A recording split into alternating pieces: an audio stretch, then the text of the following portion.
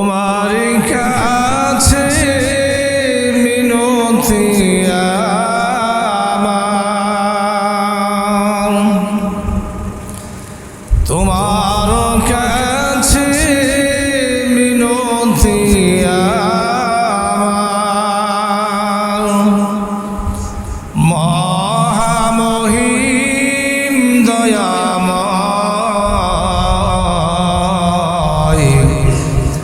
ইমানের পথে অবিচল থেকে আমার মরণ যেন হয়।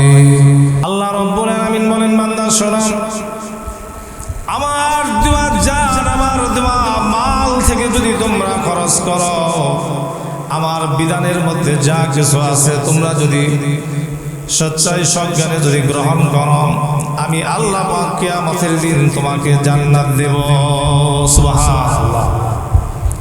আল্লাহ পাক আমাদেরকে কিয়ামতের ময়দানে জান্নাত দিবেন। ভাইরা আমার, বন্ধুরা আমার, এই পৃথিবীতে আল্লাহ পাক আমাদেরকে কত নিয়ামত দিয়েছেন একটু তাকিয়ে দেখেন। দুটি চোখ দিয়েছেন, দুটি কান দিয়েছেন, মুখ দিয়েছেন, হাত দিয়েছেন, পা দিয়েছেন, ভালো মন্দ বোঝার যোগ্যতা দিয়েছেন। এত কিছু করার পর মানুষ কেবলমাত্র আল্লাহর ইবাদত করবে। আল্লাহ পাক কয়, বান্দা তোমার মর্যাদা আমি কত দিলাম দেখো।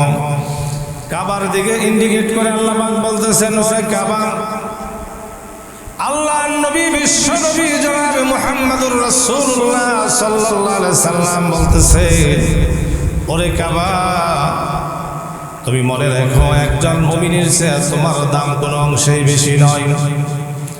ও চন্দ্র ও সূর্য, একজন মুমিনের চেয়ে ইমানদারের চেয়ে তোমার মর্যাদা কোনো অংশেই বেশি নয়। এরপরে আল্লাহ পাক বলছেন, এই পৃথিবীর আসমান আর জমিনের চেয়েও একজন ইমানদার দাম আল্লাহ পাক অনেক গুণে বাড়িয়ে দিয়েছেন। কারণ এই পৃথিবীতে সব কিছু আল্লাহর গোলাম, সব কিছু কি বলেন? আল্লাহর গোলাম। এরপরে আল্লাহ পাক বলে, বান্দা শোনো, সব কিছু যেহেতু আমার গোলাম, আর চন্দ্র সূর্য গ্রহ নক্ষত্র যা কিছু আছে এই সব কিছু আমি মানুষের গোলাম বানিয়ে পাঠাইলাম। কেবল মানুষ শুধু হবে আল্লাহর গোলাম। সুবহানাল্লাহ।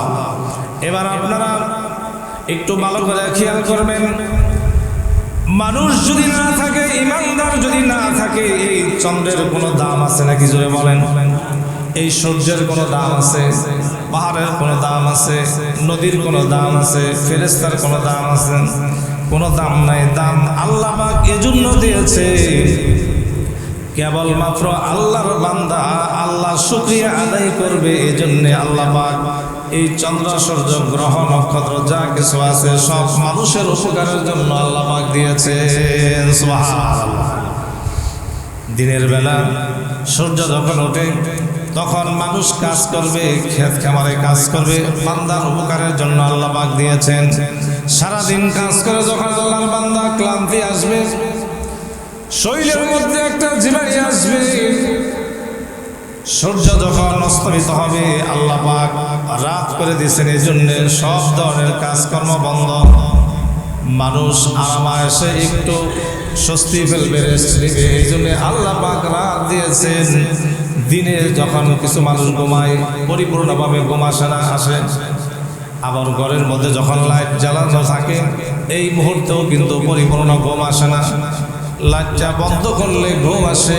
তেমনিভাবে আল্লাহ পাক এই পৃথিবীটা রাতের বেলা মানুষের আরামায়েশের জন্য আল্লাহ পাক করে দিয়েছেন। সুবহানাল্লাহ।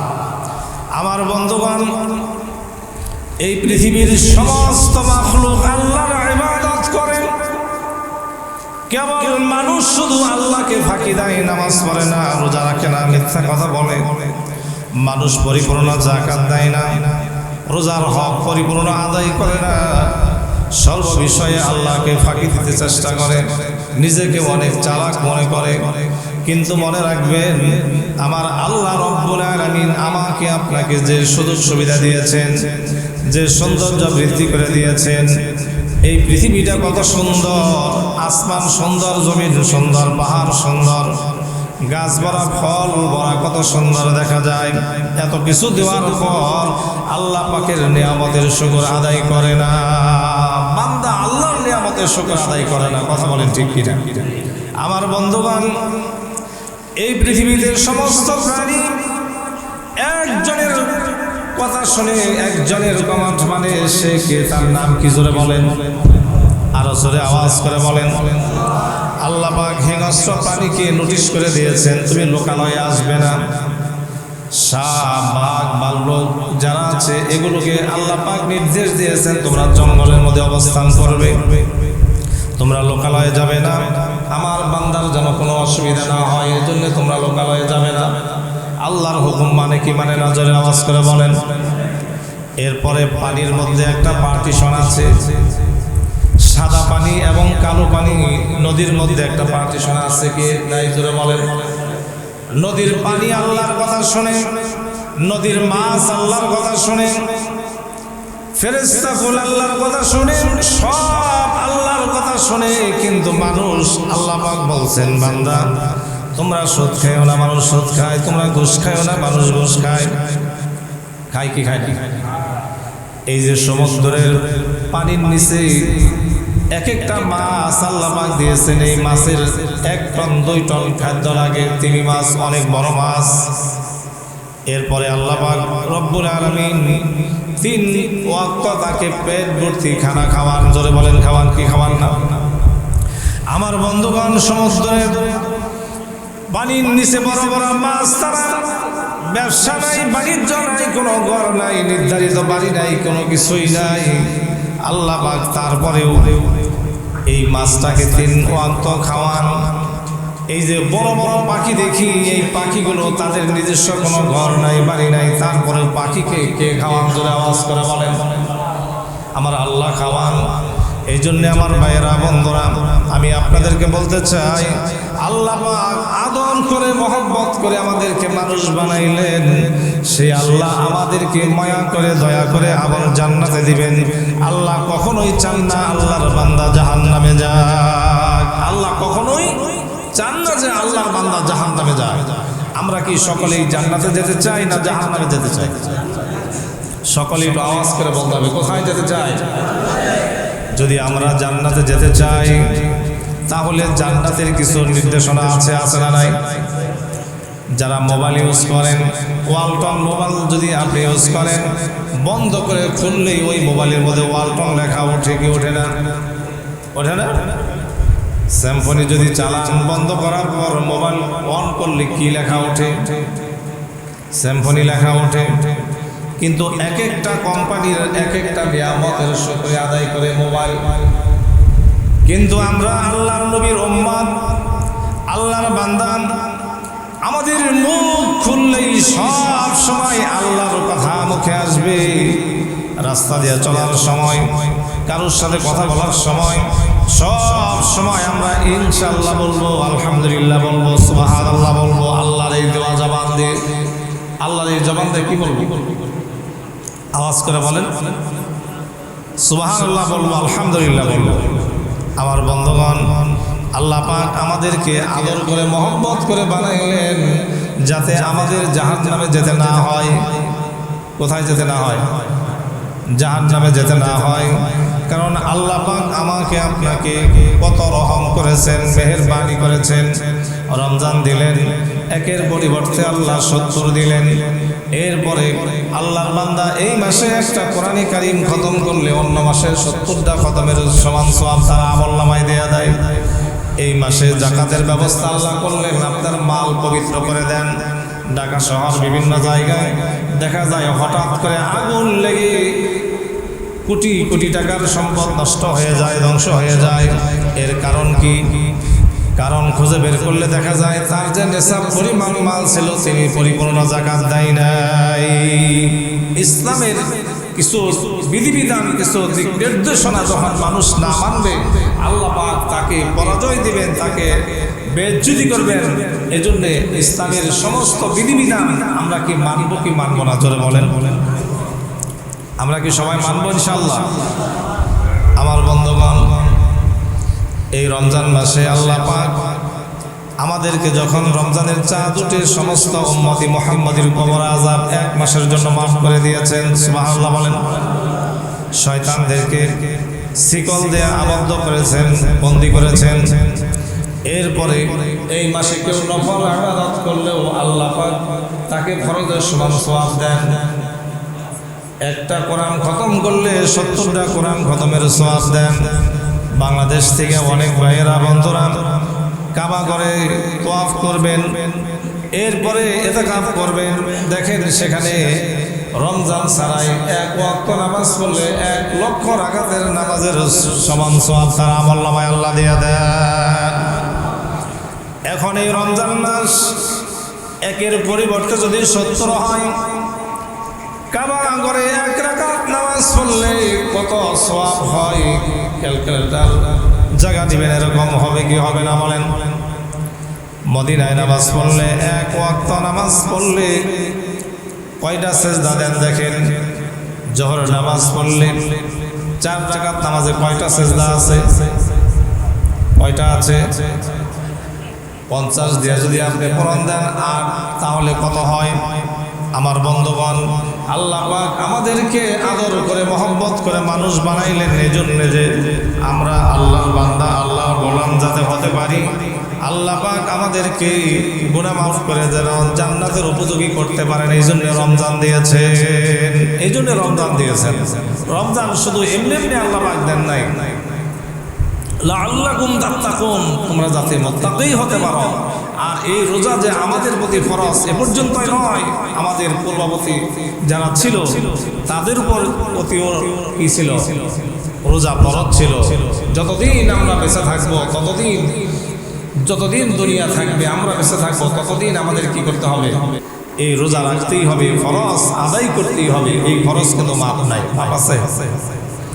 আমার বন্ধুগণ, আমি আপনাদেরকে বলতে চাই, আল্লাহর বান্দা যখন রমজান মাসে রোজা রাখলো না, তারাবি পড়ল না, রোজাও রাখলো না, তারাবিও পড়ল না, সুন্নত ওয়াজিব এগুলো পালন করলো না, আল্লাহ যখন দেখেন আমার বান্দা জাহান্নামে চলে যাবে, এমন সময় আল্লাহ পাক আমাদের প্রতি দয়া করে মায়া করে এমন একটা রাত আমাদের সামনে রাখছেন, যে রাতে যদি আমাদের নসিব হয়, সবে কদর যদি নসিব হয়, 84 বছর 4 মাস দাঁড়িয়ে ইবাদত করলে যে সওয়াব হয়, এই সওয়াব আল্লাহ পাক আপনার আমার আমলনামায় আল্লাহ পাক দিয়ে দিবেন। সুবহানাল্লাহ। আমার বন্ধুগণ, 60 বছর 50 বছর বয়সের পরে যখন আমরা মারা যাই, 1 রাত্রের ইবাদত যদি 84 বছর 4 মাসের সমপরিমাণ হয়, তাহলে এই সংক্ষিপ্ত হায়াতে জিন্দেগির মধ্যে যদি 10 বার আমরা শবে কদর পেয়ে থাকি, তাহলে আমাদের অবস্থা কি হবে? আমার বন্ধুগণ, আল্লাহর বান্দা রোজা রাখে, রোজার মধ্যে যদি কোনো ত্রুটি থাকে, ভুল থাকে, আল্লাহ পাক তারাবি দিয়া কাফারা পরিশোধ করিয়া রোজার পরিপূর্ণতা আল্লাহ দান করেন। এরপরেও দেখা যায় যদি সম্ভব না হয়, আল্লাহ পাক ফিতরার ব্যবস্থা করেছেন গরিবদের অধিকার আদায়ের জন্য। আর ওই ফিতরার মাধ্যমে বালা মুসিবত দূর হয়, ছোটখাটো ভুল ত্রুটি আল্লাহ মাফ করে দেন। এরপরে যখন আপনি যাকাত দেন, যাকাত দেওয়ার পর আল্লাহ পাক আপনার মালগুলো পবিত্র করে দেন। এরপরে যখন আপনি ইতিকাফে বসেন, ইতিকাফ করার পর একদিনের ইতিকাফ জাহান্নাম 500 বছর দূরে সরে যায়। জোরে বলেন সুবহানাল্লাহ। আমার ভাইয়েরা বন্ধুরা, এই যে খণ্ড খণ্ড আমল আর ইবাদত আল্লাহ এজন্য দিয়েছেন, যাতে আল্লাহর বান্দা সব গুনাহ মাফ করে পরিপূর্ণ ঈমানদার হতে পারে। আল্লাহ পাক বলেন, ইয়া আইয়ুহাল্লাযীনা আমানু, হে ঈমানদাররা, ওয়াল্লাযীনা আমানু, যারা ঈমান আনে, ইন্না আউলিয়া আল্লাহ, ঈমান আনার পরে যারা গুনাহ করে না, তারা নিঃসন্দেহে আল্লাহর ওলি। সুবহানাল্লাহ। আমার বন্ধুগণ, আল্লাহ পাক আমাদেরকে দয়া করে মায়া করে যে কোনোভাবে গুনাহ যাতে মুক্ত থাকি, গুনাহ থেকে যাতে মুক্ত থাকি। আল্লাহ পাক গুনাহ মাফ করে আমাদেরকে জান্নাতের উপযোগী করার জন্য তারাবি দিলেন, সুন্নাত দিলেন, ওয়াজিব দিলেন, নফল দিলেন, এরপরে ইতিকাফ আছে, এরপরে সাদাকা আছে, তারপরে জাহান্নাম থেকে মুক্তির জন্য আল্লাহ পাক আমাদেরকে কি করেছেন? সারা মাস যারা রোজা রাখলো, তারাবি পড়লো, 5 ওয়াক্ত নামাজ পড়লো, ফিতরা দিল, যাকাত দিল, এরপরে আল্লাহ পাক বলেন ইতকুম মিনান নার। ঈদগার মাঠে যায় যখন আল্লাহর বান্দা মাথাটা নিচের দিকে দিয়ে যখন বলবে আল্লাহ আমার জীবনের সব গুনাহ মাফ করে দাও, আল্লাহ পাক বান্দার দিকে তাকিয়ে বলেন বান্দারে সারা মাস তুমি কষ্ট করে রোজা রেখেছ, রাত 3টার সময় উঠেছ, তুমি গভীর রাত্রে ঘুমকে হারাম করেছ, অনেক কষ্ট করেছ, পিপাসিতা ছিলে, তারপরেও তুমি কি করো? প্রচন্ড গরমের মধ্যে যখন শরবত, মুরগির রান, বাহারি রকমের ইফতারি যখন সামনে আসে, তখন মন কার চায় না বলেন?